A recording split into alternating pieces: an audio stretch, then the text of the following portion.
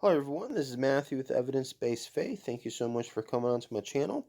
Today I'm going to be doing the second part of a series on the historical evidence of Jesus outside of the New Testament. So if you didn't see the first part, please go back and watch it.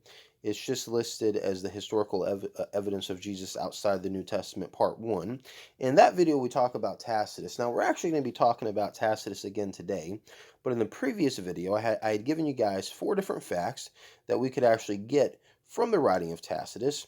In this video, this is going to be a little bit more of a side note because I don't know if I could say explicitly that this next part is a fact necessarily, but it is certainly something that is implied, and I think the implication is pretty powerful.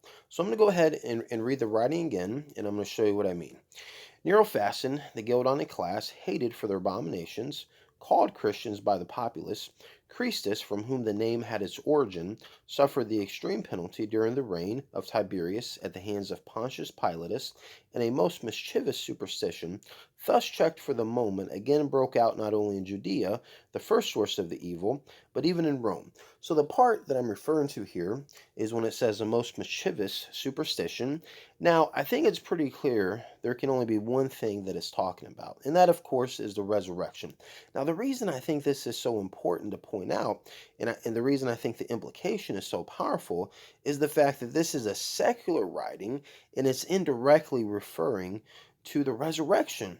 And that is extremely powerful, especially since you still have people, for whatever reason, that try to claim that the earliest Christians didn't think Jesus was divine, that he was just a prophet, and then he never even rose from the dead. But we can even see in a secular writing how it actually still implies the resurrection of Jesus Christ, therefore implying that the earliest Christians did in fact believe that he was resurrected and that he was divine.